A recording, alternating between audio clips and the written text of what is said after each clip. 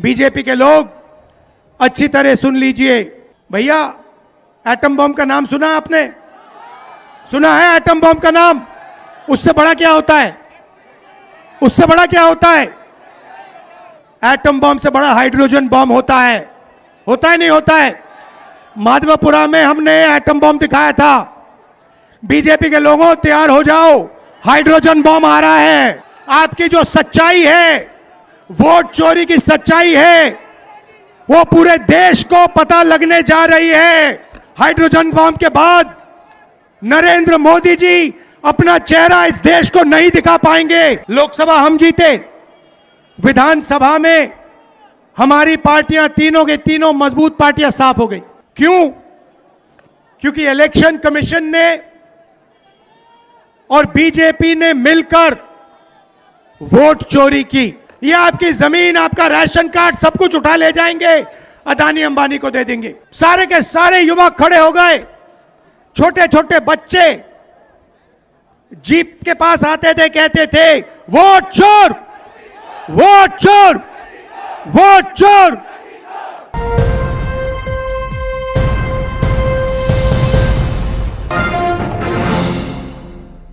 ये यात्रा बिहार में शुरू हुई।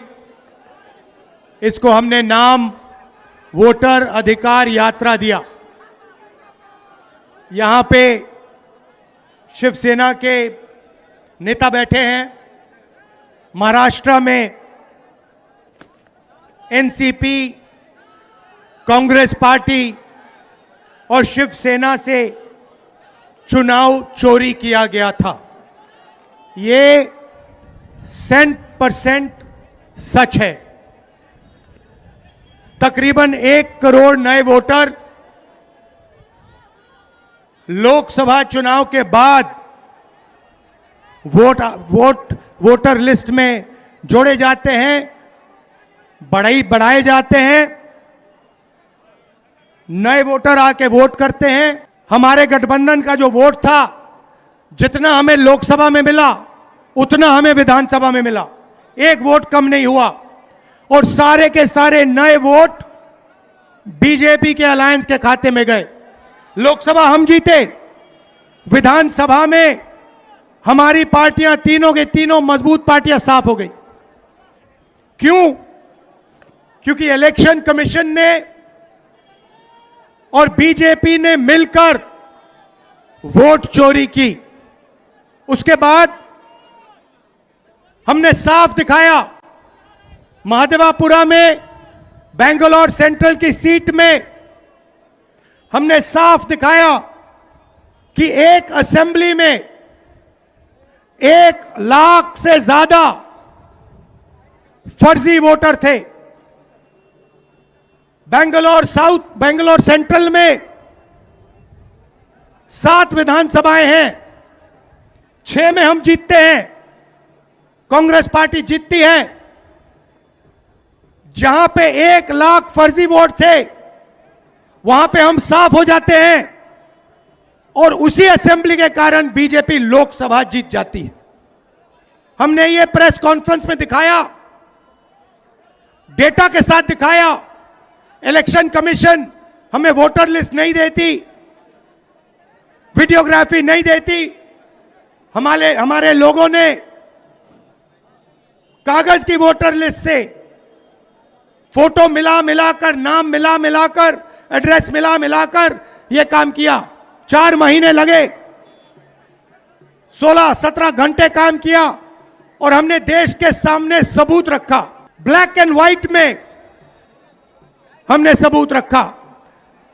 बिहार के युवाओं को मैं कहना चाहता हूं, यह बिल्कुल सही बात है। देखिए, वोट चोरी का मतलब अधिकार की चोरी, वोट चोरी का मतलब आरक्षण की चोरी, वोट चोरी का मतलब रोजगार की चोरी, वोट चोरी का मतलब शिक्षा की चोरी, वोट चोरी का मतलब लोकतंत्र की चोरी, वोट चोरी का मतलब युवाओं के भविष्य की चोरी। ये सिर्फ वोट नहीं ले रहे हैं, ये आपकी जमीन, आपका राशन कार्ड, सब कुछ उठा ले जाएंगे, अदानी अंबानी को दे देंगे। भाइयों और बहनों, जिन शक्तियों ने महात्मा गांधी की हत्या की, वही शक्ति इस संविधान की, अंबेडकर जी की संविधान की, गांधी जी की संविधान की हत्या करने की कोशिश कर रहे हैं।